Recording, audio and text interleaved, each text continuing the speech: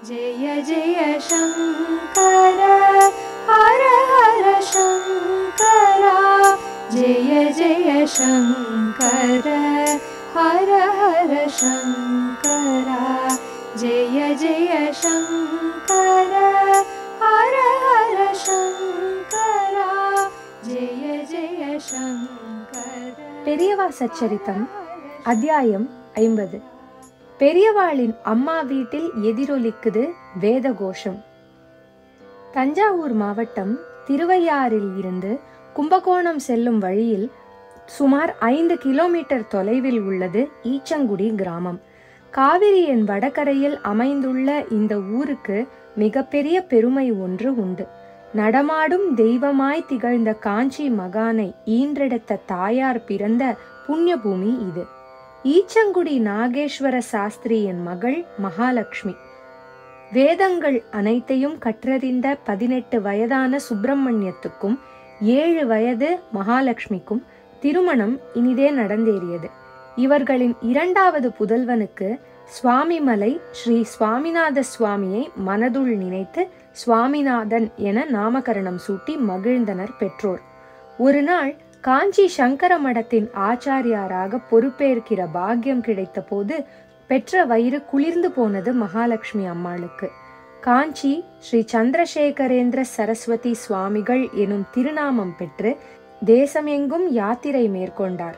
அனைவருக்கும் ஆசி வழங்கி அருளினார்.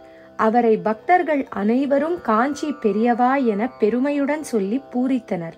ஒருமுறை 14/6/1932 ஆந்திர மாநிலத்தின் நகரியில் முகாமிட்டிருந்தார் காஞ்சி மகான்.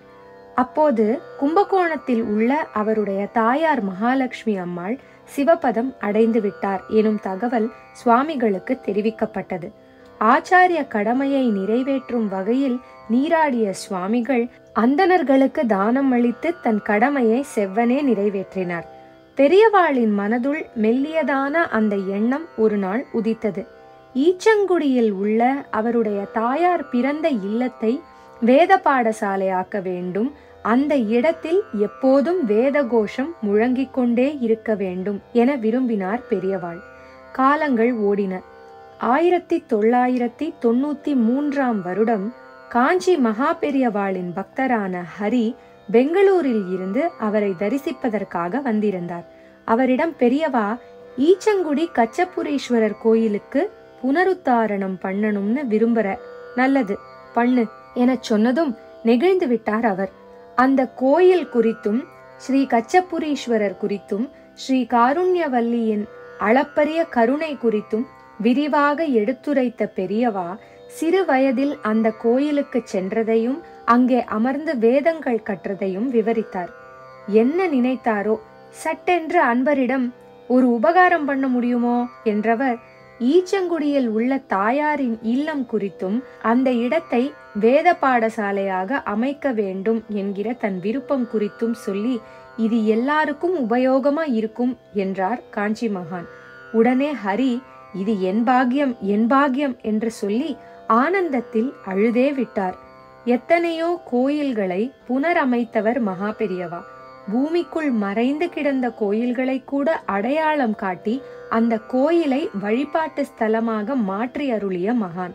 தான் சம்பந்தப்பட்ட எண்ணம் தன்னுடைய தாயார் வாழ்ந்த வீடு என்பதால் இத்தனை வருடங்களாக எவரிடமும் சொல்லாமல் இருந்திருக்கிறாரே என ஸ்ரீ ஜெயேந்திர சரஸ்வதி சுவாமிகளும் ஸ்ரீ விஜயேந்திரரும் வியந்து போய் பெரியவாளை பார்த்தனர். பிறகென்ன, அந்த வீடு விலைக்கு வாங்கப்பட்டது. அன்பர்களின் கூட்டு முயற்சியில் வேத பாடசாலை பணிகள் துவங்கின. புதிதாக துவங்கும் வேத பாடசாலையில் குரு பூஜை நடத்துவதற்காக பெரியவாளின் ஆசியை பெற வந்தார் அன்பர் ஹரி. அன்றைய தினம் 8/1/94, அதாவது தனது கருணை பார்வையாலும் தீர்க்க தரிசனத்தாலும் உலக மக்களை உய்வித்த அந்த நடமாடும் தெய்வம் அன்றைய தினம் சித்தியடைய போகிறார் என்று யாருக்குத்தான் தெரியும். பெரியவா அன்றைய தினம் யாருக்குமே தரிசனம் தரவில்லை. ஆழ்ந்த தியானத்திலேயே இருந்தாராம். பிரபலங்களின் வருகையும் பெரியவாளுக்கு தெரிவிக்கப்பட்டது. அதே போல் ஈச்சங்குடியிலிருந்து ஹரி வந்திருக்கிறார் என்றும் சொல்லப்பட்டது. சட்டென்று கண் திறந்த பெரியவா மெல்ல நிமிர்ந்தார். அருகில் வரச் சொன்னார். பாதுகைகளை அணிந்து கொண்டார். அன்பரை ஆசிர்வதித்தார். வேத பாடசாலை துவங்குவதற்கான பத்திரிகையை பெரியவாளிடம் காட்டினார். அதை வாங்கி படித்தவர் அதில் இருந்த தன்னுடைய பெற்றோரின் புகைப்படத்தை கண்களில் ஒற்றிக்கொண்டார். பிறகு தன்னுடைய பாதுகைகளை அன்பரிடம் தந்தார். இந்த பாதுகைகளை எடுத்துட்டு போ, ஈச்சங்குடி வேத பாடசாலையில் வை, நன்னா நடக்கும் என சொல்லாமல் சொல்லி ஆசிர்வதித்தார். பெரியவாளின் தாயாரால் வணங்கப்பட்டு பெரியவாளின் முயற்சியால் புனருத்தாரணம் செய்யப்பட்ட ஸ்ரீ கச்சபுரீஸ்வரர் கோயில் அழகுற திகழ்கிறது. இவரை வணங்கினால் நிலம் மற்றும் வாஸ்து பிரச்சனைகள் யாவும் நீங்கி வீடு மனையுடன் குறையின்றி வாழ்வர் என்பது ஐதீகம். அருகில் உள்ள வேத பாடசாலைக்கு சென்று அங்கேயுள்ள பெரியவாளின் பாதுகைகளை நமஸ்கரித்தால் ஞானகுருவின் பேரருளும் கிடைக்கும் என்பது உறுதி. ஜெய ஜெய சங்கர, ஹர ஹர சங்கர, மகா பெரியவா சரணம். ஹர ஹர சங்கரா, ஜெய ஜெய சங்கர, ஹர ஹர சங்கரா, ஜெய ஜெய சங்கர.